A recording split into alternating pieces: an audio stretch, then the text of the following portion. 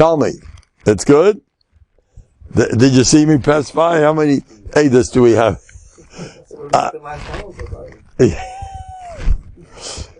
Last time, I'm supposed to press, first, thank you, Torah. You want to put the red dot over there. Add away.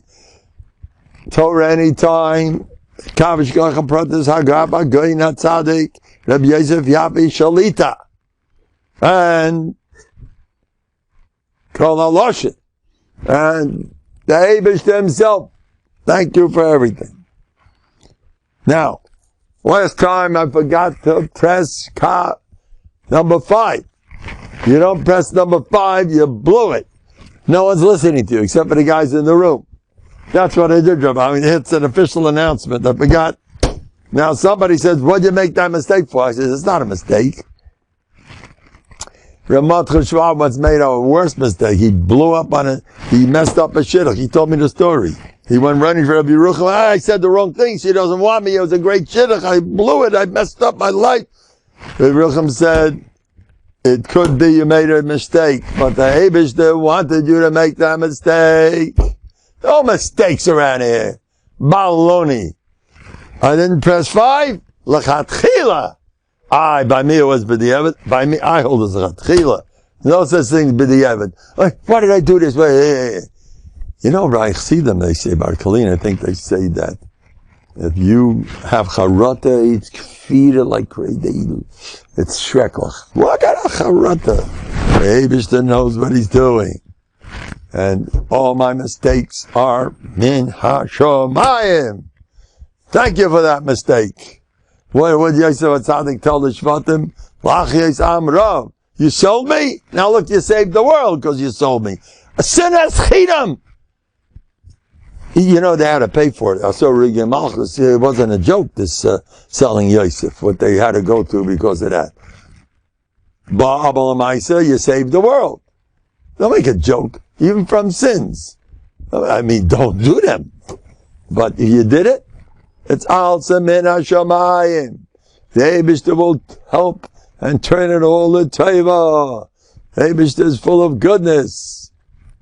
Now, I got a phone call. My phone calls are getting better and better. Listen to this one. Unbelievable. There are people that are hopelessly depressed like no one's business. It's over. They have this issue and that issue and nachan issue and nachan issue and nachan issue. And they call you up and it's unbelievable. Sometimes, this guy isn't going anywhere. He's one of those. He's going to be on forever. Don't ask. There's a guy who calls me up. I'm in Gehenna, Rabbi Mendel. I'm in Gehenna. What should I do? The thing is this. Now I want to tell you something. I have a lot of hardcore criminals that aren't getting better to save your life. That's the matzah. And many times, but I give my brachas. I keep saying, no, you are good. I'm on my, because by me, bטחון is a mitzvah. By some people, bטחון is getting what you want. By me, bטחון is a mitzvah. You're mechuyev to have bטחון. You want to you're mechuyev to have bטחון. Listen to this one. Before you were born, you were given a choice. Either you're going to have this, Torah, we're talking about ruchnius. You'll have this, you'll have that, a good wife, and good kids, and good this, and Sai Nigla, and Sai Nista, Sai Bekiyas, Sai Iyun, Sai Chesed, Sai Dikta Kamitzah, Sai, you got it all. You get that, or you're not going to get much. But you're going to spend your life being bayteach in getting all that stuff. Guess what's better? Give you 3 guesses. By far, having a life of wishing you can get what you want and going to the Eibishter for that is way ahead of that stuff. Getting what you want? No, I'm very happy. The Eibishter gives you a present, but what do you deserve? Did you mutchazach? Did you struggle? Schwach. You had it all. Sei mir gesund. You know the Mashkiach, Reb Nosson once said, some of these big guns and learning, they're knocking and everyone's looking up to them. The Eibusher doesn't have much nachas from them. Chas v'chalila. We don't mean we're going to puzzle up the whole world. You can't do that. But whatever he meant, there's a lot of those people that you're looking up to and wishing you'd be like them because they got it all in Ruchnius. You're way ahead of them. Yeah, you're struggling in Bטחון. That's the real thing. Getting this and getting that. Don't bother me with that. I'm struggling. I'm learning Mosher on Bטחון. That's Gan Eden Atachten. Learning Musar on Bטחון. The Brisker Rub said it. The Alter from Novanik said it. They have much more Gishmak. And we're famous story. The Alter from Novanik, they were somewhere in a cave, something, I don't know, somewhere they said, we're not going out. We're not looking for food. And 3 days they were starving to death. And there were the Alter from Novanik with his boys together, his general. And suddenly the third day, this farmer passed by and he dropped a sack of potatoes and went flying into the cave. And all the guys grabbed the potatoes. Bטחון works. See, we got potatoes. Those days they didn't care if it was raw or not. That part I never figured out. I'm an American, how'd you eat that? And Americans you have to have a pirish on what happened or how did these go. Wait, it's not negaya. But Bekitza, so they had the potatoes and they were all on a high except for the Alter. The Alter says, he's crying. He says, you have your potatoes, but you lost the Bטחון. You have potatoes. I'm so happy with your potatoes. But Bטחon tastes much better than potatoes. How's that one? Etzem Bטחon is chesed yesay v'veno. Why did they lose the Bטחon? What? Why did they lose the Bטחon? You got it. So that's over. Till the next Nisayin. It's over. I got my potatoes. I wanted my shidduch. I got my shidduch. Now I'll go retire. That's where the peklach, this new peklach coming up. To get you moving. To keep, so you don't sleep. So yeah, you learn a lot of Musa, spend a lot of time learning Bטחון, B'tei Hashem, you'll be happy. The Baal Bטחon is so much happier. Fill your brain up with happy thoughts. You'll be a happy person. I'm on the phone all the time. Speak to a guy. Tell me the truth. He's got this peckle, that peckle, peckle. By the way, another guy would do anything to have his peckle. That's a different schmooze. The other guys would go meshug if they only had that. But he's, in his life, he's got peckle, this isn't the way it should, that's not the way it should, this could be better, and this if only I had this, I haven't that. So he's nabach. I says, tell me, my dear friend, before you had those pecklach, were you the type that's, everything's good? Or you were going around all day wishing this, wishing that? Well, I was always like that. So, it's not the peckle's fault. It's you. You are the type that is always going to go around wishing it would be better. That's you. So now you have a reason. Oh, if only my wife would straighten out. Boom. If only my money, my position, if only I could give a shear the way, if only boom. If only this guy would get along with me. If only I'd have more energy. If only I knew how to deal with people better. If only if only you were like that way back. Now you got more excuses to be like that. But you're in the mode of wishing everything would be better. Get out of that sick, stupid mode. I told someone today, I says, this person never was depressed. Good depressed. Anxiety, crazy nebuch. Anxiety, I hear that stuff goes on, the netzach. I keep another anxiety? Okay, you also anxious? Okay. You know what I told the last person? I says, what's wrong with being anxiety? Who isn't? I says, Ayashana Adam and Minega Malcolm. Who's that? I'm serious. No, every guy, anxiety. Oh, you also anxiety? Yes, I have anxiety. Oh, you also do? Anxiety. Anxiety. Ooh, really? Yes. This is last week, I think it was. I told somebody, blew him over. He probably didn't know what hit him. I says, anxiety? It's wonderful to have anxiety. And I hung up. They were cracking up. They would hit them. It's wonderful. Anxiety is a lot of fun. A little nervous, a little this. It makes a lebedik. Have anxiety. So depressed, it's good to have it depressed. You know, I heard this from Reb Oizer. He once told me this about being good, being depressed. Yeah, it is. You know, it pays to hang around the Rebbe. You pick up things you'll never hear anywhere. Especially in Novandig, where they had things, they had it out. You know, they were they were psychologists, Novandig, as they knew. Anxiety, have anxieties. He told me this once. Oh, being depressed, that's great. How about some more of that stuff? Be depressed.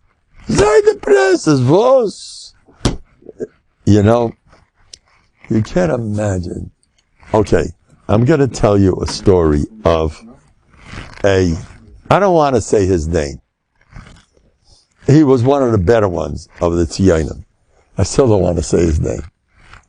He was go better. You can't imagine how much better he was. He had a Yiddish Hatz. He had a Yiddish Gefühl. He wasn't a Reitzeach like somebody's Rachmanowitz. He's Tzionim and there's no suffix in the world. You know, Reb Nosson once told me, these guys, the heads of them, they get the neshama of a Chinese, you call him, Chinese guy, who lived a Baal Avodah Zarah, who lived 1,000 years ago.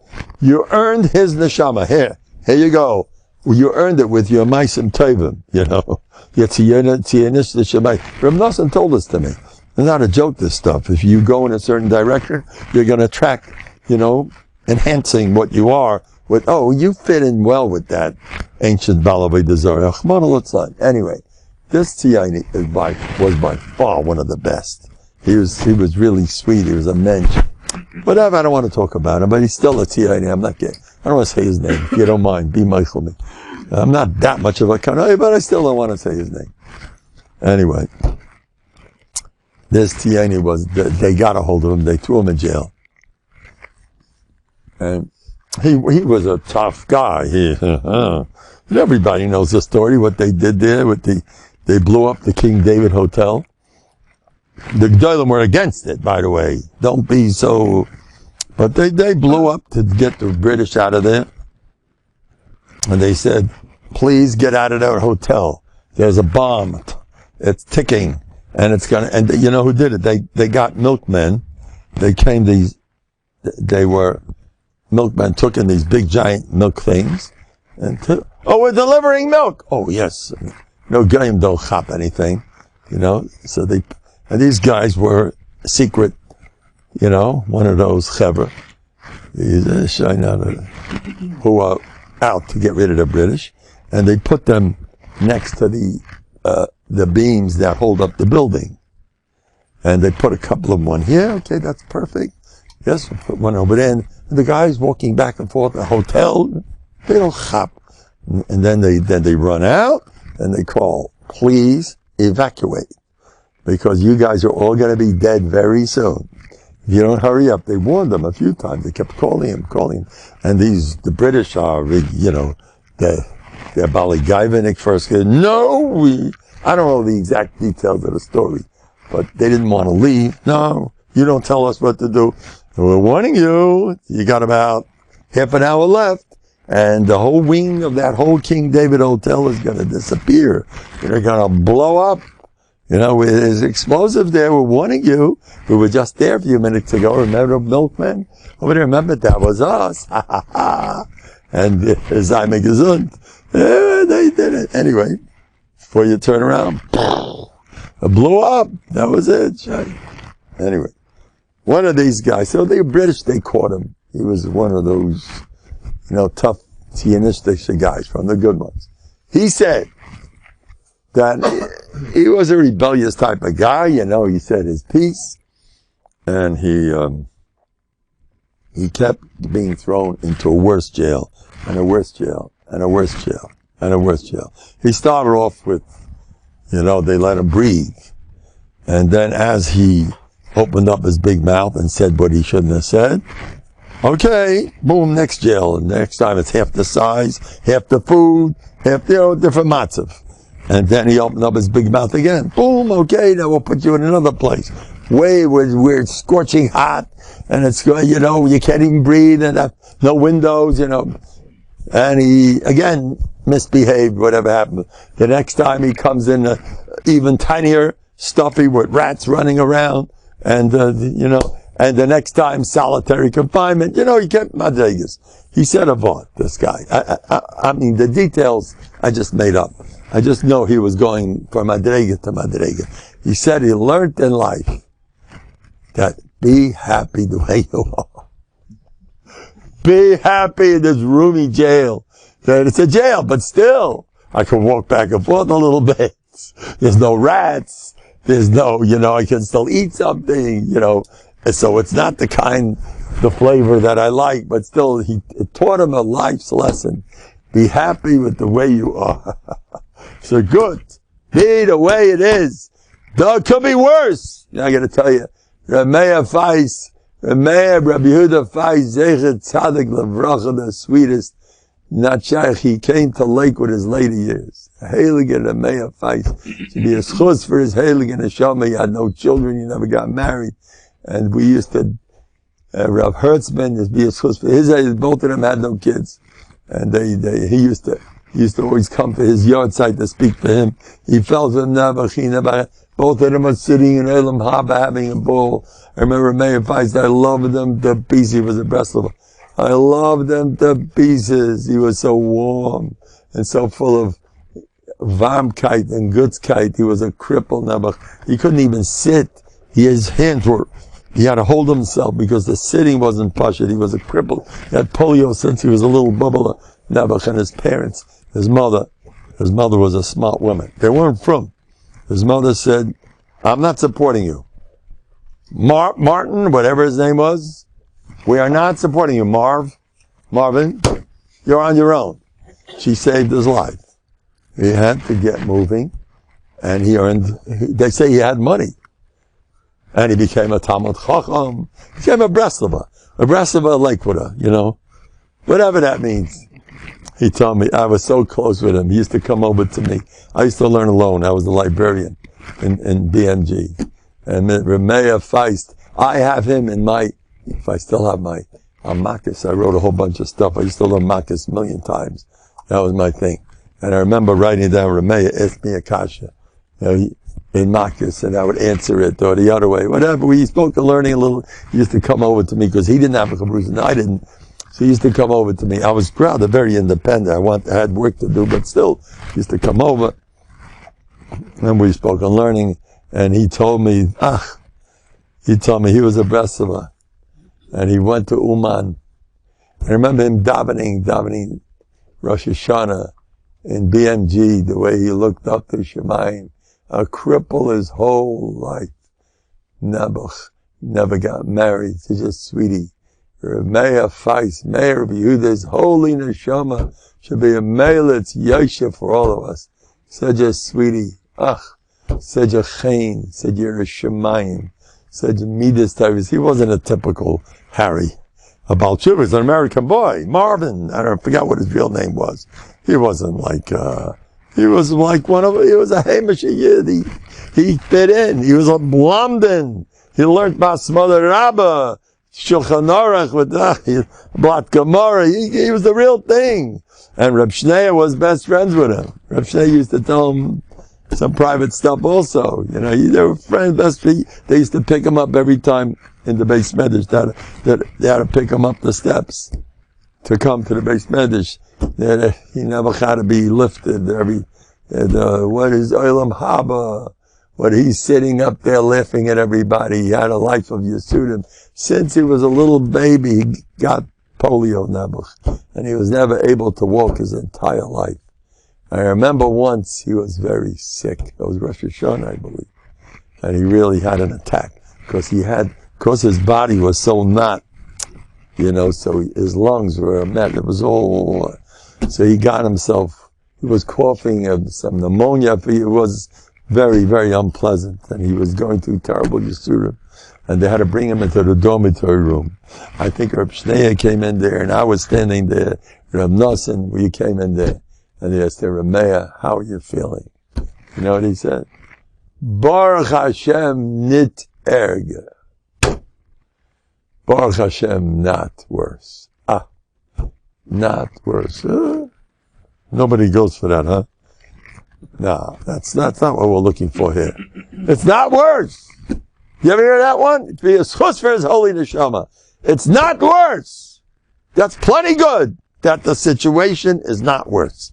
You got to think about that stuff. It's brought down. I have a sefer in Bטחון. I think it's Neres Hamar, one of those farms. It's a Malikud. There's a story with a doctor, a heilige Yiddish doctor, who was thrown in jail. The king wanted to test him.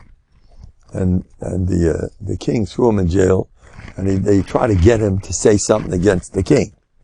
And people started coming down to see, what do you think of the king?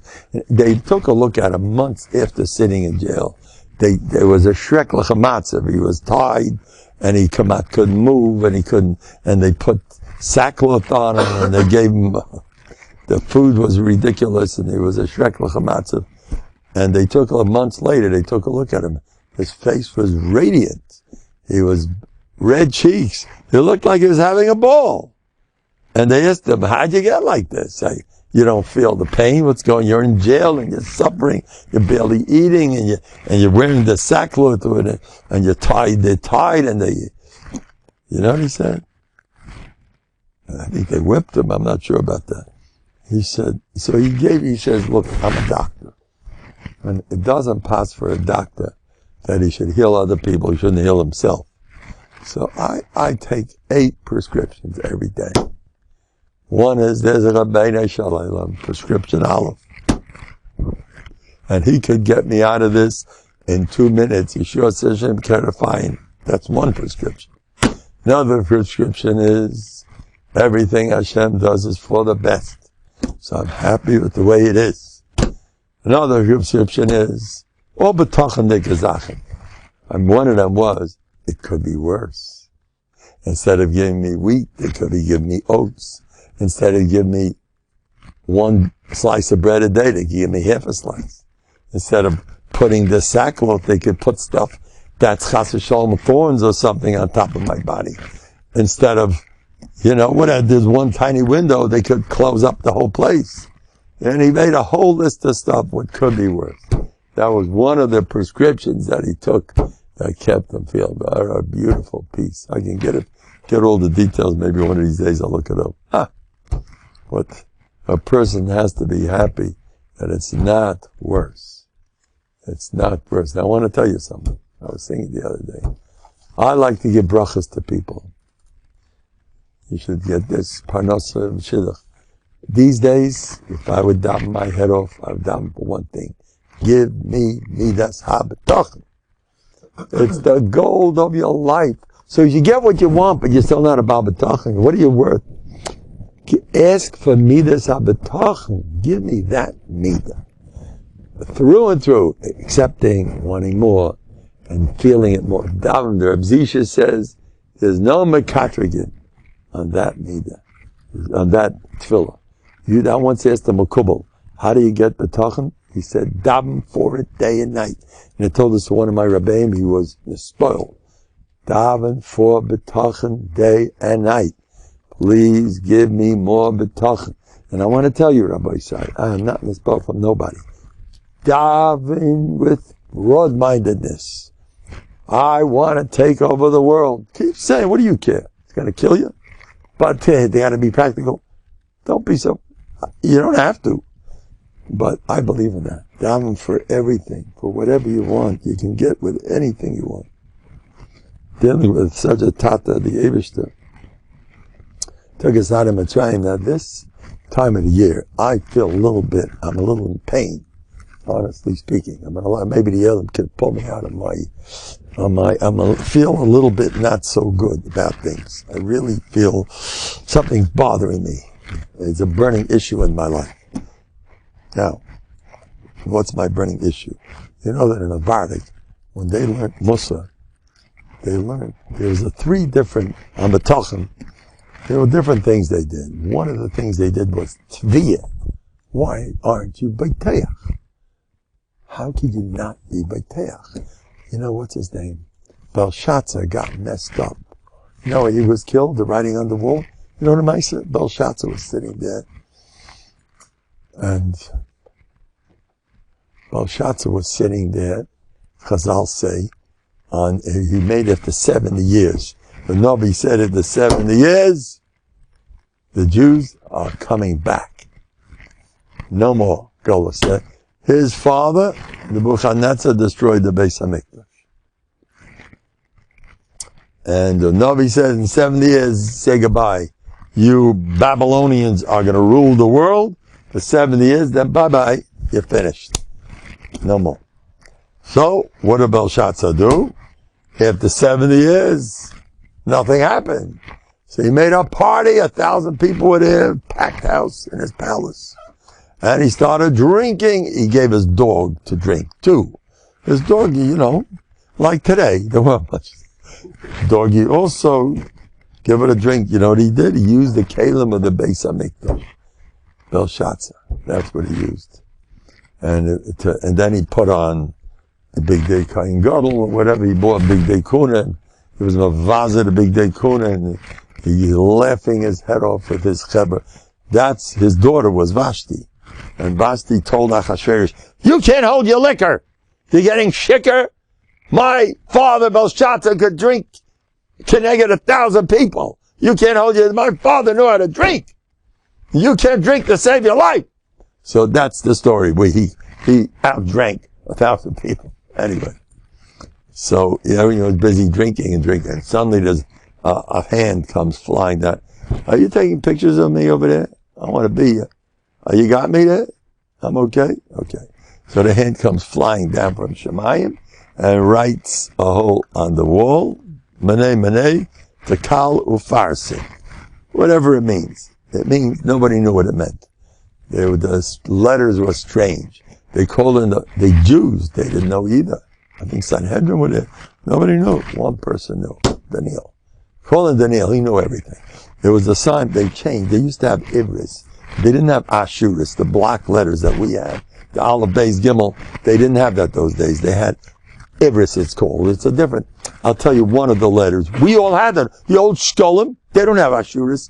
You can't make out what it means. It's different lettering than it's Lashon Kodesh, but the lettering is a different alphabet. Ashuris started that night. They started changing the lettering to Ashuris. The only one that could read it was Daniel, and it was anyway. I remember that the Dalet looks like our 4. It's interesting. The English 4, whatever. Okay, whatever.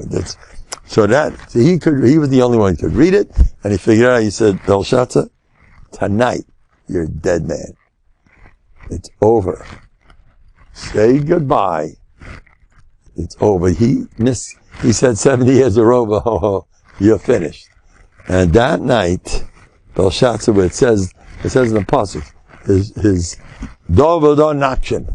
His knees were banging against each other, and his intestines were turning out inside out. He's a big, heavy guy, Belshazzar. He was going with sugar, and he said, anybody, he said, oh no one's gonna get me out of I'm still king. And he said like this, don't let anybody in the palace. Even if he says he's the king, don't let him in. Chop his head off. So, middle of the night, and he put guards all over the palace. Middle of the night, Belshazzar had to go to the bathroom. Those days they didn't have our flushing toilets that you have to thank Hashem forever. You want to see what the outhouses are like? Come, I'll show you. You want to be thankful? Well, you have to guard the freezing in Slobodka. I think Rudiman once had trouble going to the bathroom. He had to go in the middle of the night.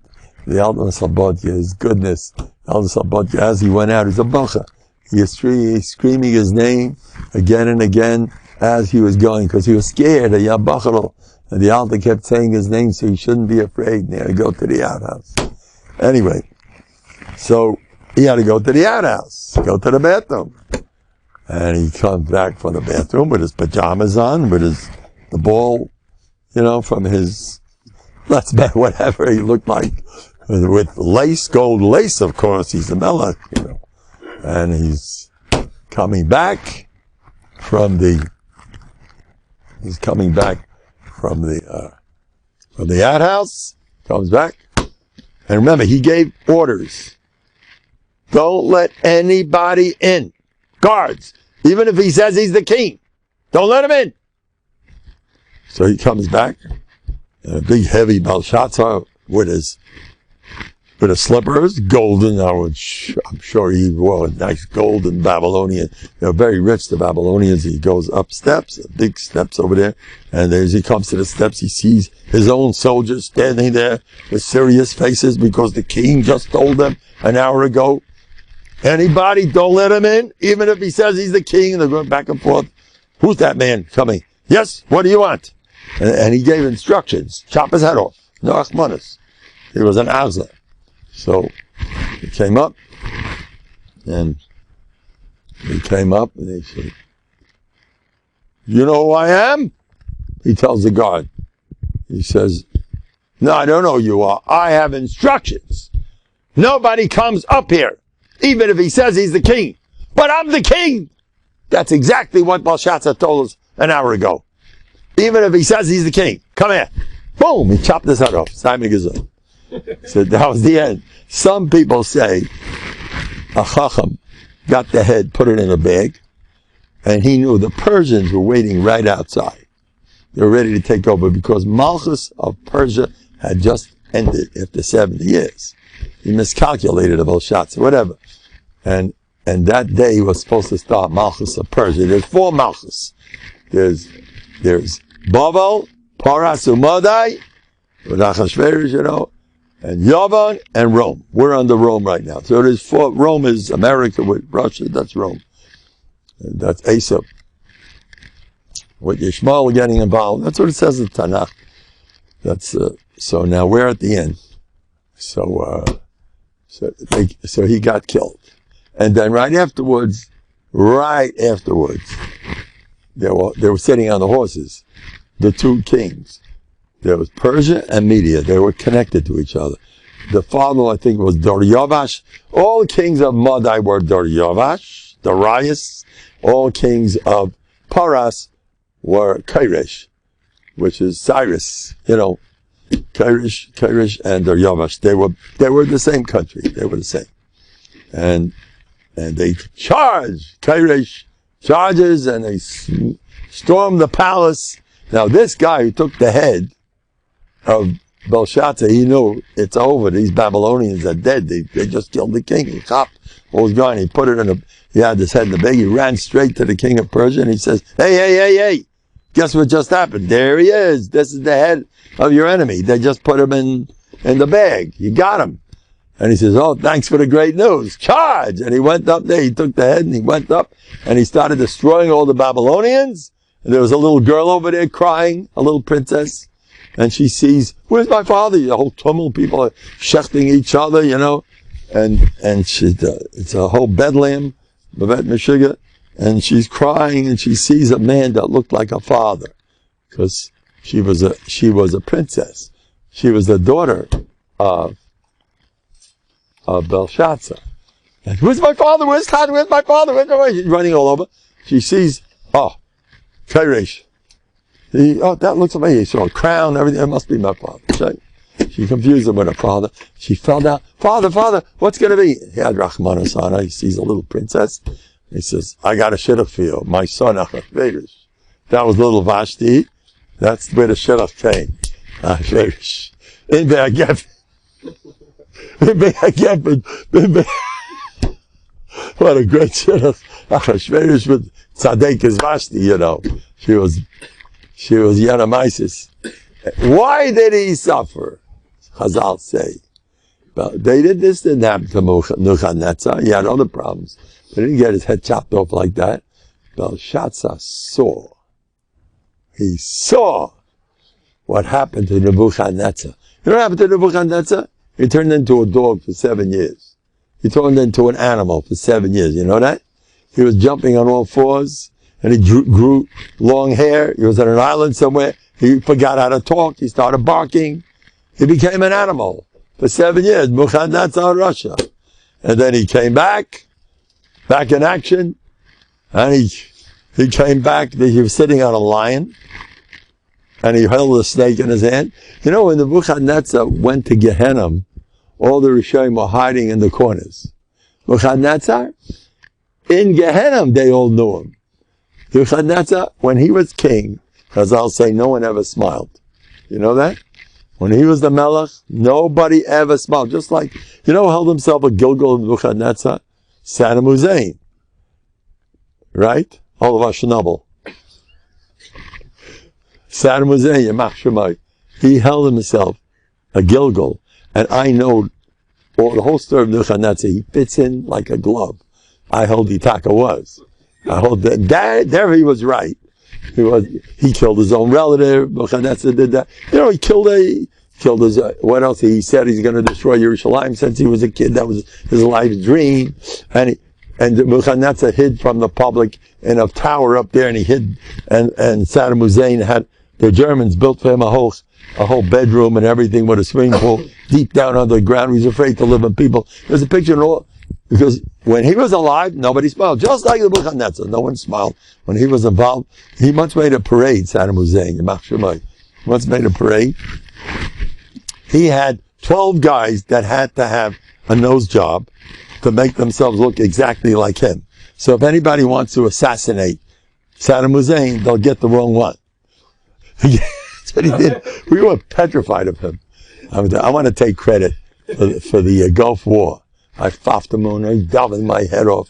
And I said, I want them all wiped out. And it's exactly what happened. It was nerdy. No, I said, I don't want any Yidden hurt. It was not normal. I was just Megala myself. Just in case you didn't know. The Gulf War, you know what the Mashgiach Nosson said about the Gulf War? It was more than the Nes Purim. You know that? Since Nes, nobody got hurt. They say 100,000 Yidden went to the Kaisel to daven. It could be that also helped a little, besides me. I can't make away with that. No. You know, Reb Chaim Kanevsky said, the Gazmax, they were petrified. Saddam Hussein was such an oxen. Saddam Hussein said he had gas. You know what gas means? Mustard gas. What is it called? Mustard is one kind. The gas, they use it to kill cockroaches, whatever. You're not allowed to. The Geneva Conference does not allow you to use that stuff. It's very cheap and very deadly and very... I saw pictures. He killed his own Kurds in Iraq. There are Kurds. You know, the Kurds live there. He killed 100,000 Kurds. There's pictures of cemeteries, like whole towns were wiped out because he dropped that gas. What did they do wrong? I don't know if they're the big tzaddikim either. The Kurds, I don't know. And he wiped it. He did a job on the Kurds. And then he threatened. And what happens to a person when he gets that gas on him? They saw the bombs coming down the Spain, running to the bombs, and suddenly the gas hits him. Don't ask how he dies. It's a misa meshuna, deis. It foams up. I don't want to talk about it. But so he threatened to send gas to us, to Israel. He threatened. All Israel was his main, Israel. Let's get Israel. What do you have with Israel? First, he attacked Kuwait. Kuwait is, why? Because he wants gold. Oil. Black gold, right? Kuwait is a tiny country that has no army, but they're filthy rich. So he went ahead and attacked Kuwait. As soon as he attacked Kuwait, he wanted to show what a strong man he was. He started putting fire to all the oil wells. But then he did another thing. He spilled crude black oil into the Persian Gulf. You remember the story? No, it's a mitzvah to tell it over.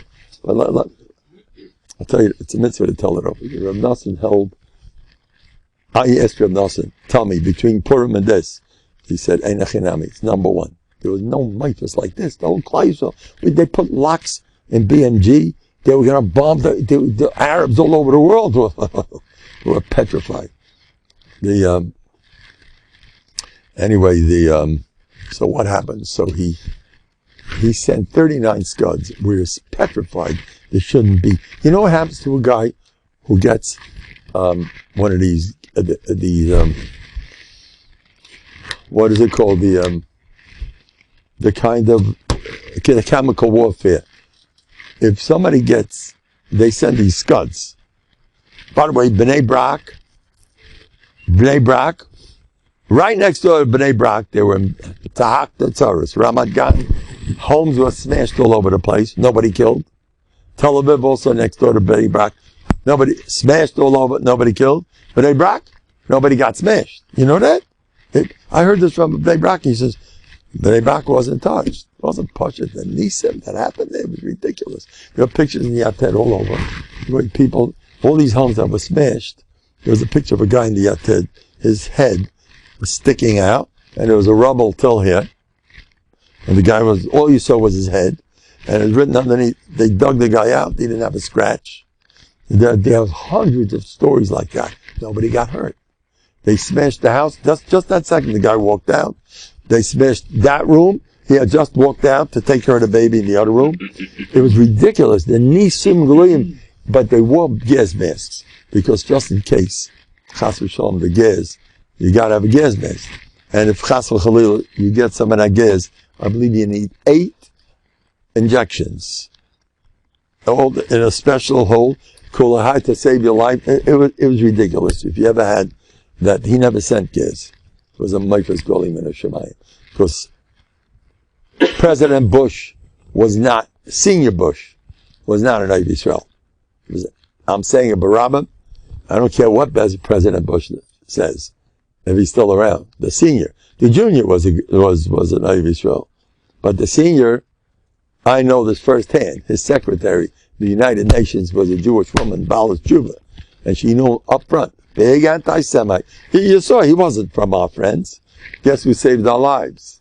President Bush. President Bush said, he saved, now, he wanted to kill, Saddam Hussein wanted to kill the Jews. He wanted to kill the Jews. He sent 39 scuds to Israel.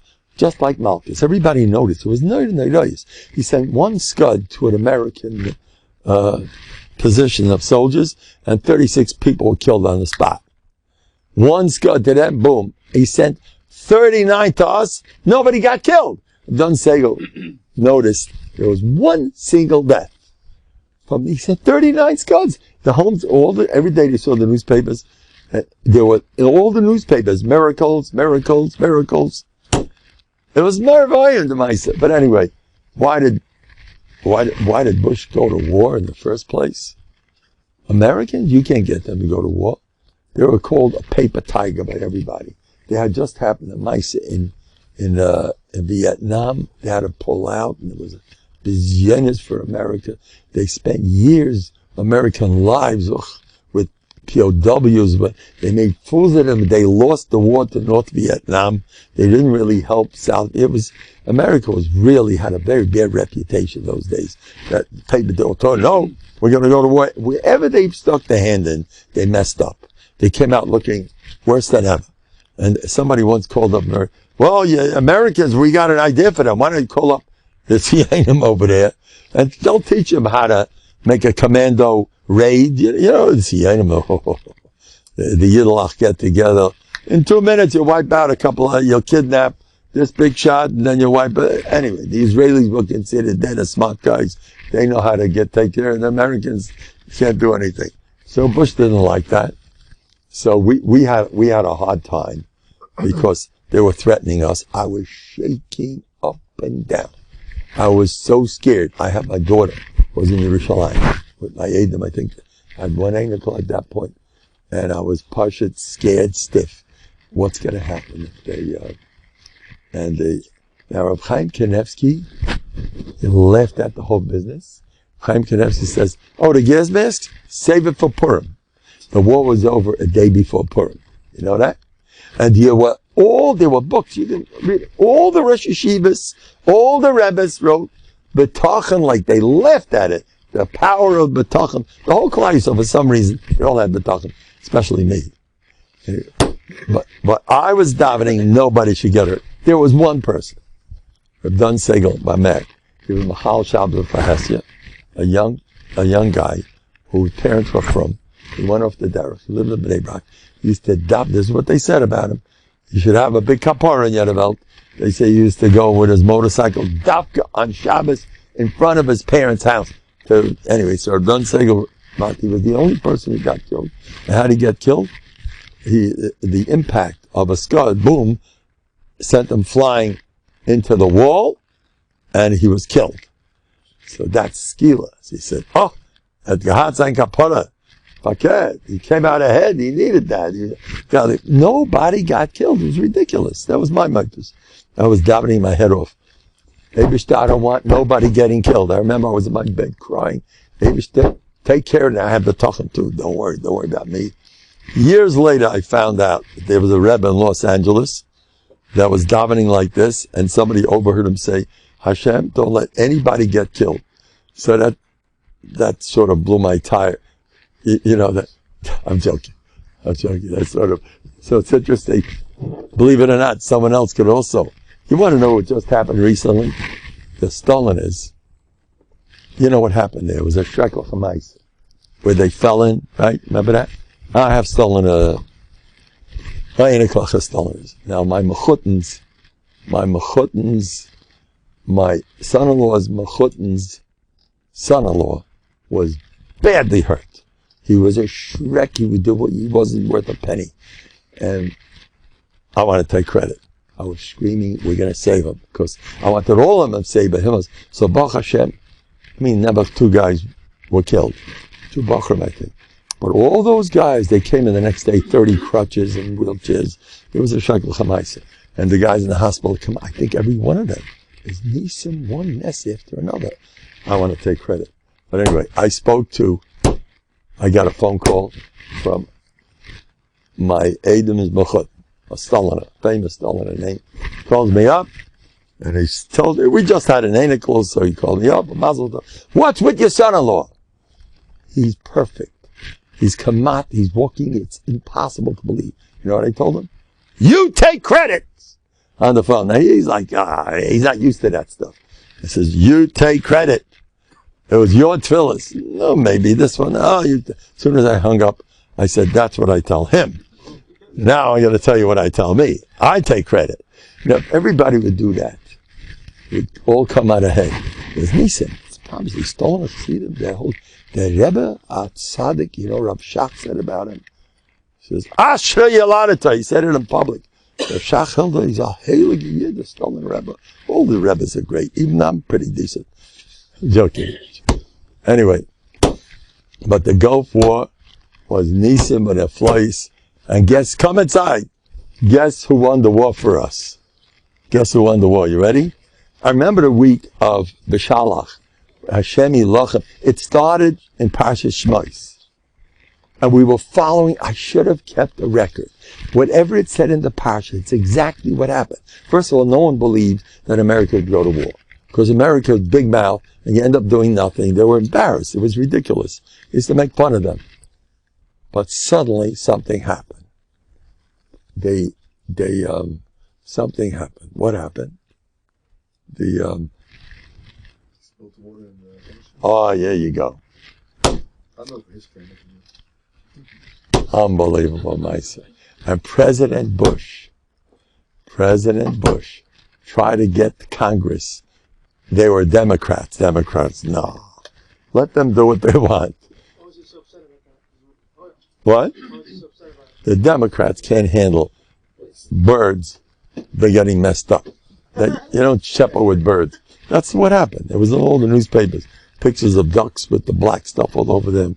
Killing the wildlife. As soon as that happened, Bush was zeicha to get, by one vote, he got the whole Congress to agree to go to war. Now, the Israeli pilots were all waiting in their planes to go. You know what happens to an Israeli pilot? If he gets caught in Arab territory, don't ask what happens to him.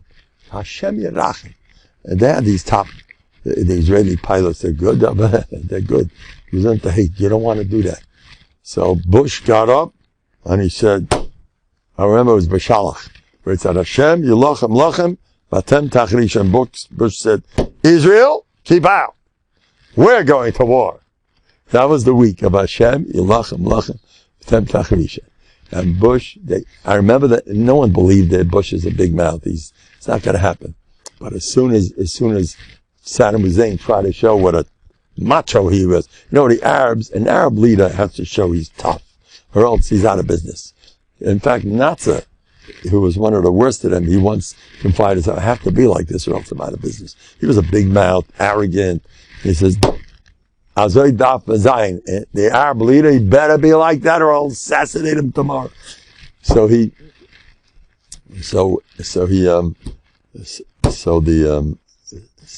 Saddam Hussein was, he wanted to show who he was. So he started burning all the oil wells, and he set fire one after another in Kuwait.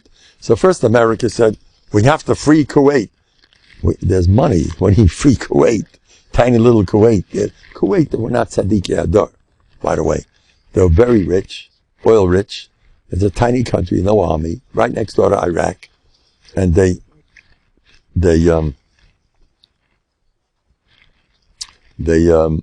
hung them in the streets. The Iraqis tortured them, and they were very cruel. Iraqis are known as Babel. Babel is known to be cruel, straight from Tanakh. And the stories they had about Saddam Hussein, what he did if an athlete failed. The Olympics, it's embarrassing to your country if you lose a race. You lose a swimming tournament, or whatever they do there in the Olympics, you better not lose. Whoever lost, the Misa Meshuna that he did. It's crazy what a Meshugana. And he was out to get Israel. I got to get Israel since he was a kid. He said, I am a Gilgal of Nebuchadnezzar, Russia, he said. And I'm going just like Nebuchadnezzar, Russia. I don't know if he knew Tanakh, but I matched him so well with Chazals. Nebuchadnezzar, when he was a kid, he said his life's dream is to destroy Jerusalem. He was the same way. That's my life's dream. And he had very striking similarities. He killed his neighbor. No one smiled when he was around. Nebuchadnezzar lived in a tower all the way up to escape people. He lived under the ground. He had shtick. He made everybody look just like him. Just in case. So he once had a parade. So they paraded in the streets, and he had 12, it went like this big parade he had, and there were 12 limousines with Saddam Hussein faces and all of them. And where was the real Saddam Hussein? The real Saddam Hussein there was a bus driver behind the whole parade, watching the parade. They said that's where the real one was. He was watching the whole show. We were scared of him. The word Saddam means smart. Saddam means smart. But President Bush hated him. He used to say Saddam. Saddam means a perverted, who knows what. He would not say Saddam, the right way of saying it, which means he's a Pikeach and a Chacham. He used to dafki say Saddam to incite this guy, make him a sugar. Anyway, so what happened? So he wanted to show a strong man what he's like. So he spilled the oil into the Gulf, and he destroyed the ecology. And as soon as the Democrats saw that, it was over. They went to war, and he did everything. He made a coalition. He, together with France, with England, with Italy, with Saudi Arabia, we even got the Arabs, we're all going to go against Iraq. Anyway, the war was over on Purim. And the Mashkiach said, since Nes Purim, there never was such a Nes. It's a mitzvah to tell over that story. The world should see what the Abishah does, especially these weeks. Now, these weeks, it's a time to start really, really, really believing in Nisa. Now, by the Chasidim, by most people, it's a time for Kedusha. You got to work on Kedusha. It's a big ace ratzah. Big time. Shema Yisrael, by Shalom, Yisrael, and this year, Truma Tetzava. Shovavim Tat. You work today, you can get this sugya, you can go places. I know somebody who just had in that sugya, turn around. A lot of it's a big ace ratzah, chaparek. And now,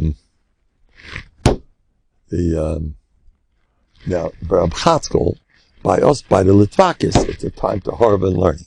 You want to have a Kedusha? Sit and learn.